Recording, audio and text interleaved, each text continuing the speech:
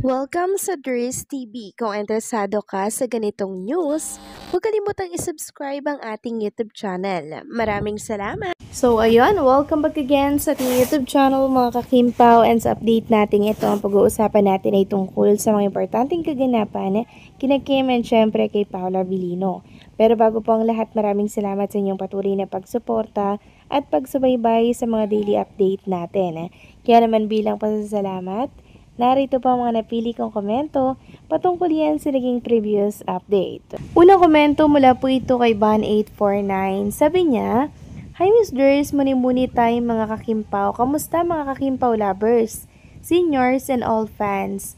Happy muli ang feelings sa mga positive vibes lang sa mga haters. Sorry, deadma muli tayo. Love to hear all beautiful and good comments ng mga vloggers, Miss Durs. Thanks muli, God bless and good day all." Tama po kayo dyan, Ban849. Maging positive lang tayo sa mga buhay natin, and syempre iwasan natin yung mga negativity. So mag-focus lang tayo sa mga magaganda at masasayang happenings po kina Kim and Paula Vilino. Kasi si Kim and Paula Vilino, mga kakimpaw, pansamantala pong napapawi yung mga problema natin. And syempre yung kalungkutan po natin, yung depression na pinagdadaanan po natin, napapawi yun ni Kim and Paula Vilino. Kaya mag-focus lang tayo sa mga good vibes na kaganapan po sa kanilang dalawa. Deadman na lang natin yung mga bashers, yung mga negativity na nangyayari po dito sa mundo ng social media, kasi hindi naman po yan makakatulong sa pang-araw-araw nating buhay, hindi po ba? Sabi ko nga po lagi, life is too short, kaya enjoy natin ito habang tayo nabubuhay. Magpakasaya po tayo at wag nating estresin ang ating mga buhay-buhay. Kung saan tayo masaya, doon lang tayo mag-focus. Deadma sa mga negative and sa mga bashers. Okay? So maraming salamat sa komento. Ban849, God bless and babuhay ka. At ang pangalawang komento naman mula po kay Ginang Maridesha. Sabi niya dito, as a fan of Kim, let us remember not to cross the line and question her personal decisions. Being a senior does not give us that right. I applaud Kim's decision to preserve her eggs for use later when she is ready to settle. I'm sure she and Paula discussed this. Preserving egg is a new technology which most seniors are not familiar with because this was invented before our time. I am a senior too. Don't be judgmental that Pa will leave Kim because of her decision to preserve her eggs. As fans, let us just pray for them and they will have their happy ending. So tama po kayo dyan. Very well said, Maridesh. Itong naging komento po ninyo. Yung iba kasi, ginagawa parang tinatanggap ito as a negative for Chinita Princess since nag-preserve daw ng Excel dahil wala daw mangyayaring kasalan for Kim and Paula Vilino. So hindi nila alam na kaya po ginawa ito ni Chinita Princess ay bilang pag-sure lang or paninigurado na magkakaroon po siya ng anak pagdating po ng araw. Kasi wala nga naman itong makakapagsabi kung kailan siya ikakasal, kung kailan siya ready mag-asawa. Kaya ang ginawa niya, nagpa-preserve na lamang po siya ng Excel para hindi naman po siya kawawa, di ba? Sa bandang huli.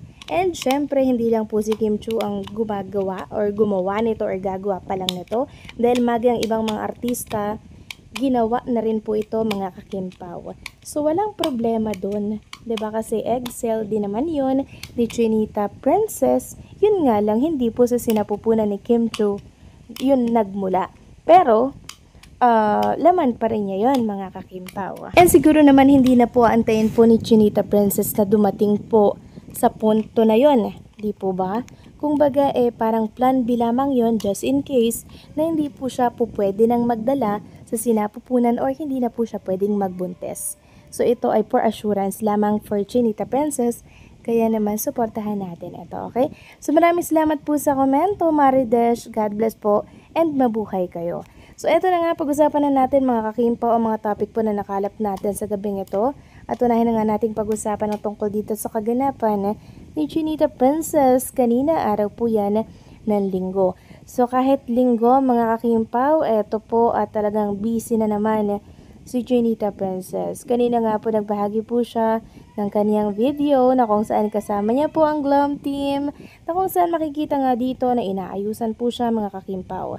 So nag-mirror shot or nag-mirror video nga po si Chinita Princess dito. At narinig ko nga po sa video na yon na sinabi niyang parang mga seryoso daw po itong kaniyang mga taga-makeup or kanyang mga makeup artist. Tapos may sumingit po and humarang sa kanyang camera. At ito yung naging dahilan para magtawanan po at mabasag yung katahimikan na yon. So grabe naman si Chinita Princess, no? Kahit linggo, talaga naman pong walang pahinga. So ito yung sinasabi ko sa inyo mga kakimpaw na wala pong sinasayang si Chinita Princess na oras. Para sa kanya, time is gold. Hanggat may pagkakataon po, talagang gagawin at gagawin niya. Siya yung taong na parang feeling niya pag nakatigil lang siya, wala siyang ginagawa, parang feeling niya nasasayang yung oras niya. So, hindi talaga may pagkakailan na may dugong Chinese si Chinita Princess kasi ganito talaga ang mga Chinese. Wala pong sinasayang na oras. Hanggat pwedeng kumita, hanggat pwedeng mag-earn ng money, talagang gagawin at papatsusin ni Chinita Princess. Siyempre, sa maayos na paraan mga kakimpaw. Samantalang next topic naman tayo, pag-usapan natin itong picture ni Kim and Paula Abilino na kung saan ay pinost po ng Kim Chu Abilino na page. Credit po sa page na to, no? So, nakita natin dito na si Kim and Paula Abilino lang yung nandito.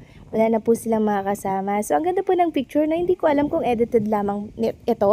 Kasi ang hirap na pong malaman ang AI and syempre ang totoong picture. So, parang original picture naman to mga kakimpaw. Sabi nga nila, nagkakamukha na daw si Kim and Paula Abilino.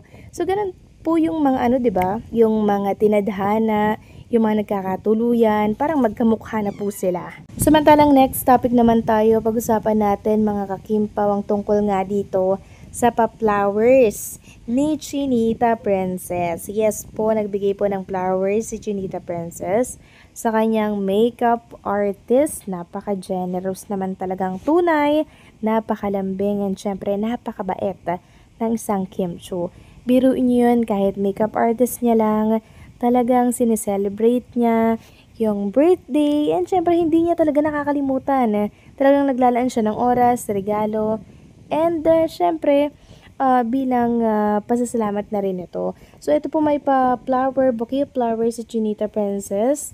Yellow roses ito. And syempre, may pakikad pa dyan. At mababasa nga po dito ang happy birthday from Kimi. So sweet, diba? And sabi nga dito sa caption, thank you mami ko Chinita Princess. Sobrang generous talaga ni Kim Chu, kaya lagi po siyang pinagpapala, no? So yung mga taong nakapaligid po sa kanya, talagang na-appreciate niya at pinaglalaanan niya po talaga to ng oras. So happy birthday to her Glam Team. And syempre, more birthday to come. So paano mga kakimpaw, hanggang dito na lamang pong update natin. Maraming salamat sa patuloy na pagsuporta.